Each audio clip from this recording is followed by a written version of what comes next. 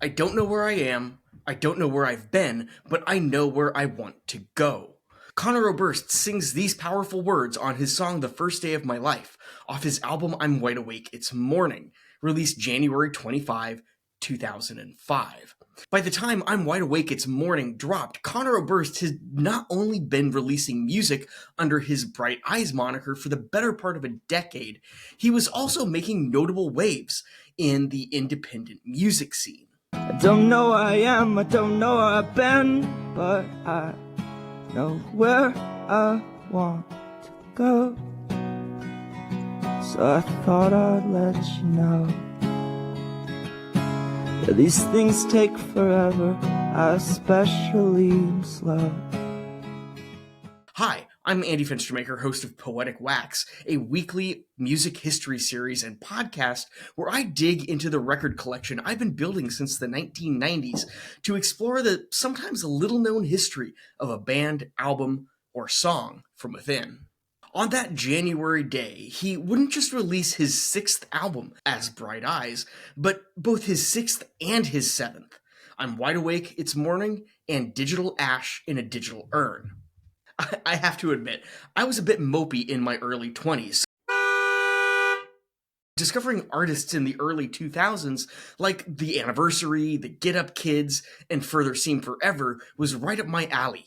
Bright Eyes was one of those early 2000s discoveries, much in part thanks to his 2000 album, Fevers and Mirrors. Today we're going to take a look at Bright Eyes in the mid-aughts and dig into the story of I'm Wide Awake, It's Morning, and Digital Ash in a Digital Urn, but with particular emphasis on the former.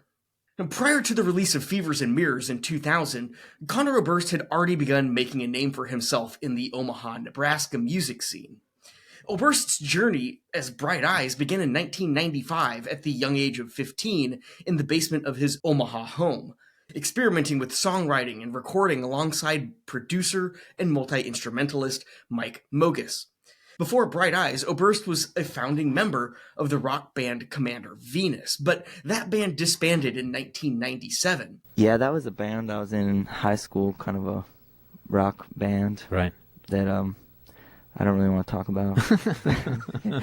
Leading Oberst to shift his focus almost exclusively to his solo project. Now, listen, you've been recording since you were 13, right? Is that right? Yep. 13? Yes. What does a 13-year-old write songs about? I hate school and all that. You know, Yeah. I have strange stirrings in my pants.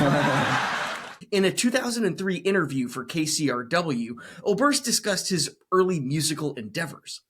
Well, before that, I guess I was just doing acoustic 4-track stuff under my own name, and then started that band, and sort of all the same people I'm still kind of playing with that run the label together, and have kind of all played in each other's bands over the years. This band, Cursive and The Faint, and tons of our friends from Nebraska.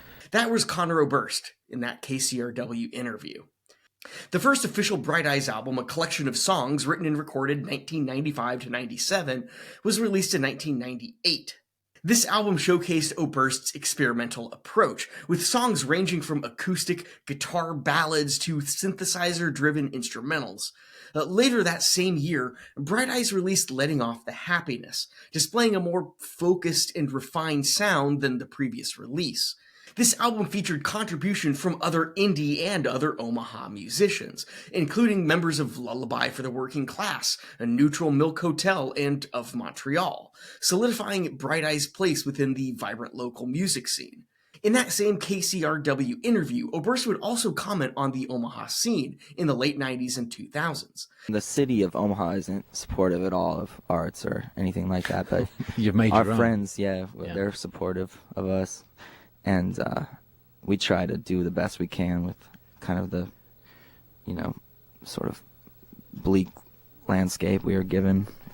Bright Eyes continued to evolve and experiment with each subsequent release. In 2000, they released Fevers and Mirrors, which further expanded their sonic palette by incorporating instruments like flute and piano and accordion.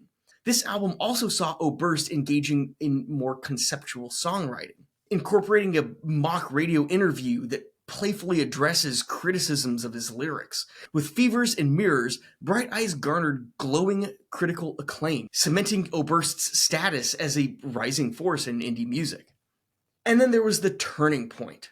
I'm Wide Awake, It's Morning, 2004 to 2005. Bright Eyes' 2002 album, Lifted or The Story is in the Soil, Keep Your Ear to the Ground, was a huge breakthrough for Bright Eyes. It took a band that was very much under the radar and put them on the cover of magazines. That opened up a lot of possibilities for the group's sound, which they would explore on their next 2 albums. Lifted brought to life the grandiose sound that Oberst and Mogis had envisioned, and it paid off, with Bright Eyes getting dubbed as one of the hottest new artists of the year. Things continued to build from there, with Bright Eyes joining the ranks of Bruce Springsteen and REM on the Vote for Change tour in 2004. This catapulted Oberst further into the public eye, as he also frequently joined Springsteen and even Neil Young on stage for duets while on the road. Though not technically released until 2005, it's likely that Oberst penned the protest song When the President Talks to God during this time, which also was a bit controversial and received quite a bit of press. In January 2005, Bright Eyes released not 1, but 2 albums, I'm Wide Awake It's Morning and Digital Ash in a Digital Urn. Okay, so you might be thinking, well, why would a band release 2 albums at the same time, especially when they're so different?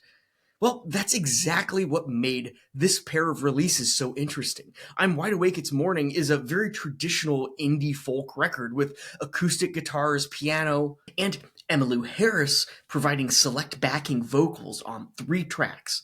We Are Nowhere and It's Now, Another Travelin' Song, and Landlocked Blues. On the other hand, Digital Ash in a Digital Urn is much more electronic, with synthesizers, drum machines, and even guest appearances from Jim James of My Morning Jacket.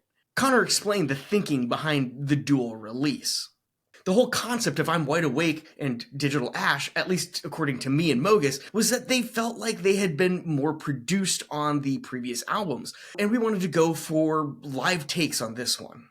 And that was in a Vinyl Me Please interview.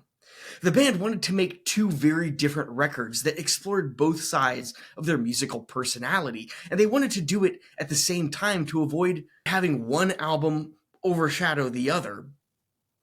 But it kind of does in some ways regardless. I'm Wide Awake It's Morning was recorded in just 1 week in February of 2004 at Presto Studios in Lincoln, Nebraska.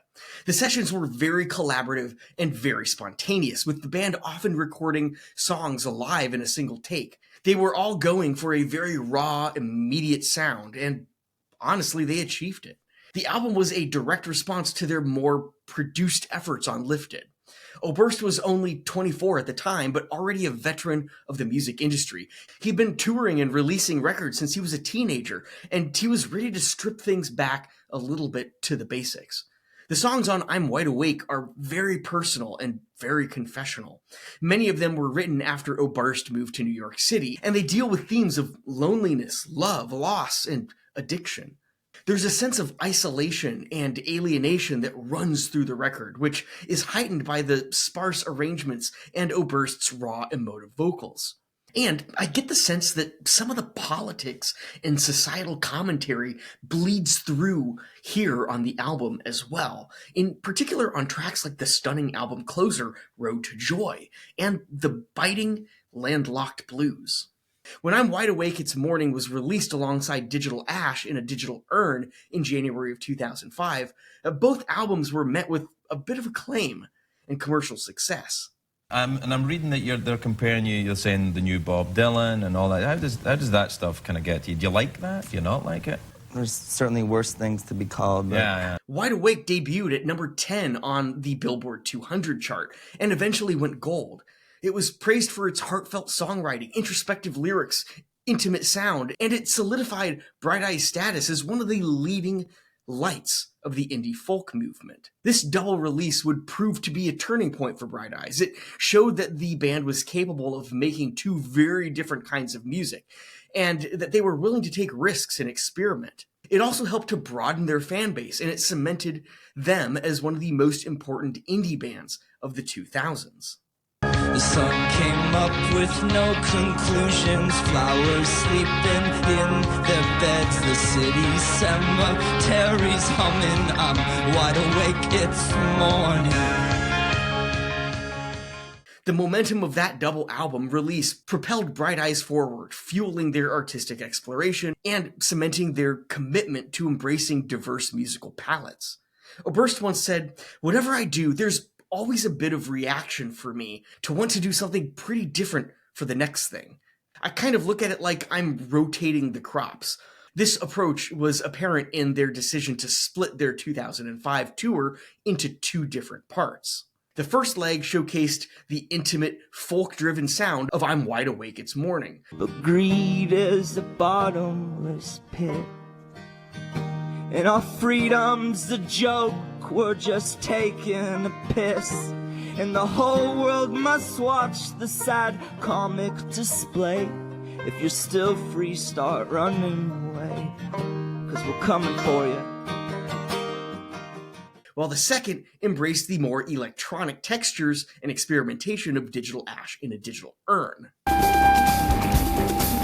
that weatherman's a liar, he said it'd be raining,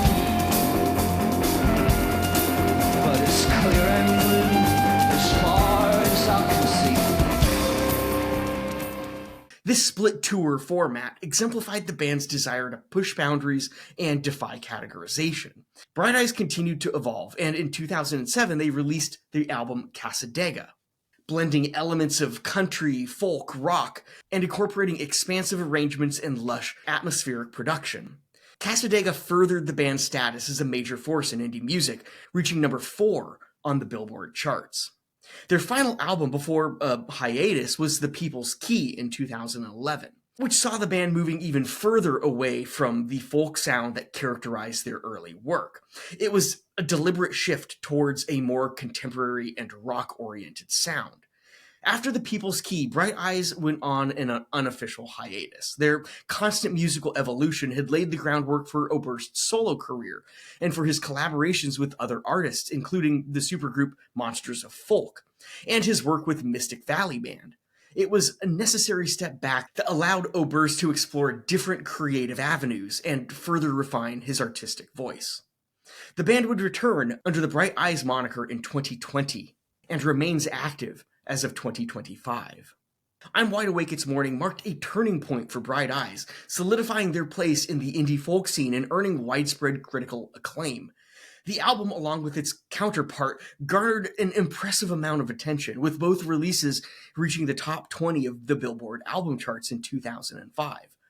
I'm Wide Awake was particularly celebrated. It was praised for its poetic lyricism, introspective themes, and raw emotional energy. Critics lauded it as a masterpiece with a captivating narrative and a timeless quality that continues to resonate to this day. The album has sold over 500,000 copies in the US alone. Its singles, most notably Lua and The First Day of My Life, have become iconic anthems of that era. This is the first day of my life. I swear I was born right in the doorway.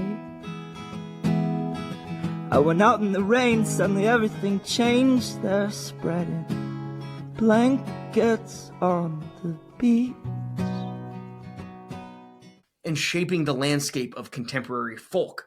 The band's music has been featured in films and television shows, and in my opinion, I'm Wide Awake, It's Morning stands as the pinnacle of Bright Eyes' near 30-year career. Perhaps more than their other releases, it's not just deeply personal, but universally relatable, making it somewhat of an underground modern classic that cements Bright Eyes' place as one of the more influential indie bands of the 21st century. Since stumbling upon Bright Eyes in 2000 or 2001, I have always associated the group's music with the greater emo scene of the late 90s and very early 2000s, before it entered that overtly pop-punk and screamo phase. I'm Wide Awake continued the early sound of Bright Eyes, but marked a bit of a departure from that whole woe is me that Oberst dished out when he was fully solo. It still had some of his signature quivery vocals, but the overall attitude seemed to have shifted into a more positive, upbeat light. I think that's what keeps me pulling this album out and revisiting it every so often. Oberst and I were both born in the same year. We both seemed to wallow in dark emotions from the mid-90s until about the mid-2000s, but it was around the recording and release of this album that things for both of us shifted. I'm Wide Awake It's Morning represents some of that shift, some of that growth, and honestly, it's a beautiful thing. It showed that Bright Eyes was more than just a mopey teenage band. It proved they had evolved beyond that, and they had done so with what appeared to be an effortless ease.